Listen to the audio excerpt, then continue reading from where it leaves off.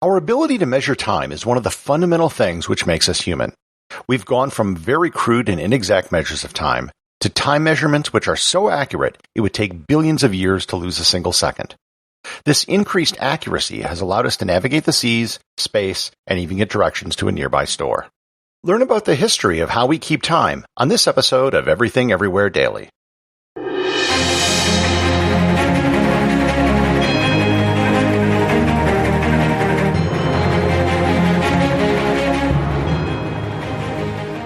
This episode is sponsored by Audible.com. If you're interested in how we keep time, the audiobook I would recommend is Longitude, the true story of a lone genius who solved the greatest scientific problem of his time, by Dava Sobel. She tells the story of John Harrison, who developed the first highly accurate mechanical clocks which could be taken on ships to track positional longitude. Follow Harrison over several decades as he improved his clocks to win a £20,000 prize from the British Parliament. You can get a free 1-month trial to Audible and 2 free audiobooks by going to audibletrial.com/everythingeverywhere or by clicking on the link in the show notes. Early humans didn't have the need for accurate time measurement, nor did they care. Their schedules followed the sun, and there was little which occurred during the day which required accurate coordination. As agriculture developed and civilization arose, the need for some sort of basic time organization arose with it. The first real system of keeping time was the sundial. The oldest known sundial dates back to 1500 BC and was found in Egypt. Sundials were fine for what they were used for, but they had several obvious drawbacks. They were useless if the sun wasn't out or at night. Candles were often used to keep time at night. So long as the candles were made consistently out of the same material and were the same shape, you could get approximate time values for how long it took the candle to burn. They solved many of the problems of sundials, but candles were consumed every time you used them. Candles also weren't cheap to produce, so it wasn't as if a candle was being used in every home. Gravity was also used to create timepieces. The first such device was known as a clepstrata in ancient Egypt, which was a water clock. It was a simple device which measured time by draining water. These have been found in most ancient civilizations. Babylon, Egypt, Persia all used water clocks, as did the ancient Chinese and Indians. The water clock was the precursor to the sand dial or the hourglass, which most of you are still familiar with today.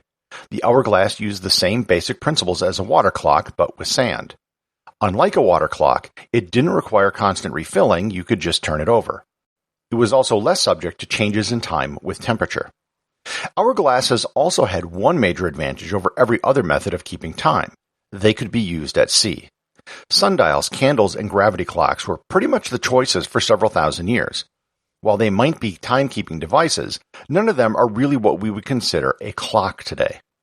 The creation of a true clock with hands that could tell time didn't come about until the invention of a device called an escapement. An escapement allows a gear to be moved periodically in discrete steps. This is literally what makes a clock tick. If you've ever seen the inner workings of a clock, you'll notice a back and forth movement which allows a gear to rotate in increments. That's an escapement. What escapements did was change timekeeping from something continuous like the burning of a candle, the flow of water, or the movement of the sun, to something repetitive and oscillatory. There's early evidence of escapement-type devices in Greece, used in conjunction with water clocks, and in the 8th century in China, where the water was replaced with mercury. The real breakthrough was with the verge escapement, or the crown wheel escapement. These appeared in the 13th century, and it allowed the creation of totally mechanical clocks. They could take energy which came from gravity, like a pendulum or falling weight, and turn it into steady rotational motion which could then move the hands of a clock. Cities in Europe began installing these clocks on towers so they could be seen by entire towns, and they became an immense point of civic pride. Many of these older tower clocks are still running today with much of the original equipment. Bern, Switzerland's city clock is called the Zeiglate. I've actually been up in the clock tower twice, and I've been able to see the original gears which run the clock. It's really fascinating stuff. With the crown wheel escapement, clocks started to show more information and became more complicated. Adding information such as the phases of the moon or the days of the week became known as complications, which is still what they're known as today, even on digital watches. These complications would also include mechanical chimes and even automated events such as figures which would come out of hiding and run on a track, and short tunes which would be played on an organ. While these clock towers looked like modern clocks, and in every sense they weren't very portable. You couldn't put a clock in your pocket, and you certainly couldn't use a gravity-powered clock on a ship which was swaying back and forth. The next big innovation was the creation of clocks that were powered by springs. Springs could store the energy to run a clock inside the clock itself. With an escapement, the energy in the spring would be released in increments, and it would only have to be wound periodically to put the energy back in. Springs began being used in the 15th century, but they really came into their own with the creation of the first truly portable clocks. John Harrison is credited with the creation of the first portable clocks. He developed these clocks in order to win a prize of £20,000, or about $3 million in today's money, which was issued by the British Parliament to solve the problem of longitude. Sailors have long been able to determine their latitude by using a sextant and the pole star. However, determining longitude proved to be extremely challenging. Harrison believed that if ships had an accurate clock which was set to the time in Greenwich, England, then by measuring when solar noon occurred wherever they might be, they could then determine the difference in time and calculate how far away they were. The trick was creating a clock that could work on a ship. Harrison set to work creating a series of 5 clocks over 40 years. Each clock improved on the one before it. Along the way, he had to solve numerous technical problems, and many of his solutions became the foundations of modern clockmaking. His 5th clock proved to be accurate within 1/3 of 1 second per day. With these innovations, watches began to take off. The difference between a watch and a clock is how they're powered. Clocks technically are powered by gravity, whereas watches are powered by springs. Today, a clock is usually just a larger timekeeping device which sits on a wall or on a shelf, whereas a watch is portable. But the original distinction was between gravity and springs. Harrison's 5th clock looked like a giant pocket watch. Over time, they shrunk so they could fit in a pocket. Switzerland became a huge center for watchmaking in the 19th century. The town of Les Chaux-de-Fonds in Switzerland became the center of the watchmaking universe. Individual artisans began making watches, which was something they could do in the winter when they weren't running their farms. Eventually, an entire industry sprang up, and now it dominates the local economy. Today, most of the high-end luxury mechanical watch brands are still located here. They have a great museum which shows the history of watchmaking and timekeeping. Wristwatches were first designed for women, starting with the very first one being given to Queen Elizabeth I. In the 19th century, they became the accepted way for women to use a watch, whereas men were expected to use a pocket watch. In the late 19th and early 20th century, wristwatches were adopted by the military so soldiers could easily check their time to coordinate maneuvers. The next big leap in timekeeping occurred with the creation of electronic clocks. In 1927, Bell Labs created the first electronic quartz clock. Quartz is what's known as a piezoelectric material. That means if it is deformed, it can create a charge. The opposite is also true. If an electrical charge is applied to it, it will bend. It is this property of quartz which allows it to be used as a clock. A charge is applied to the quartz, which causes it to oscillate, and the oscillations are what allow us to keep time. Quartz clocks and watches became available to the public in the late 1960s, and they had 2 massive advantages over mechanical watches. First, they were cheap to produce, and second, they were an order of magnitude more accurate than mechanical clocks. The final advance in timekeeping was first theorized by Lord Kelvin in the 19th century, but it wasn't practical until the later half of the 20th century. Atomic clocks.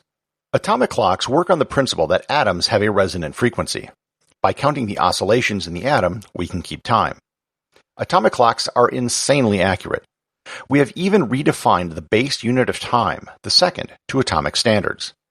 The official definition of what a second is now defined as the time that elapses between 9,192,631,770 cycles of the radiation produced between the transition of 2 levels of the cesium-133 atom. No, there will not be a test at the end of the episode. The keeper of time in the United States is the National Institute for Standards and Technology. They keep the official clock on which everything is based. They run a radio station at call sign WWV, which does nothing but give the time. Here is a very brief taste of what you can expect to hear on their station. At the tone, 15 hours, 0 minutes, coordinated universal time. That is some riveting content. The NIST also runs a website called time.gov where you can check the accuracy of the time on your computer as well. By far, the most important use of atomic time today is with GPS satellites. Every GPS satellite has an atomic clock on board. Time is actually how GPS works, but I'll leave the details of that for another episode. If GPS clocks were off by more than 1/1,000,000th of a second, the accuracy of GPS would be off by more than half a mile. GPS clocks, due to their speed orbiting the Earth, also have to compensate for time dilation due to relativity. If they didn't make this compensation, the entire system would fail within hours. While GPS is mostly used for determining location, its use as a universal clock for the whole Earth might actually be more valuable. It allows for everyone on the planet to be on the same page with respect to time. It allows stock trades to function properly online. Cell towers all have GPS receivers, not to determine their location, but to determine the time. Indirectly, the time on your smartphone was determined by an atomic clock. Atomic clocks keep getting better and setting new records for accuracy. The current champion is a clock at the NIST which uses aluminum atoms. As of August 2019, they claim the clock would only lose 1 second every 33 billion years, which is pretty good considering that the universe is only thought to be 13.7 billion years old. Executive producer of Everything Everywhere Daily is James Makala. Today's review comes from Angus Runner, who left a review over at Apple Podcasts. They note, "Worth an add to your pod lineup. Love the short, educational, diverse topics." Thank you, Angus Runner, and thank all of you who've left reviews and who support the show over on Patreon.com. One of the perks of being a patron of the show is that I provide a monthly wallpaper for your desktop computer or smartphone. The September 2020 wallpaper is now available for download, and it is of Petra Jordan at night.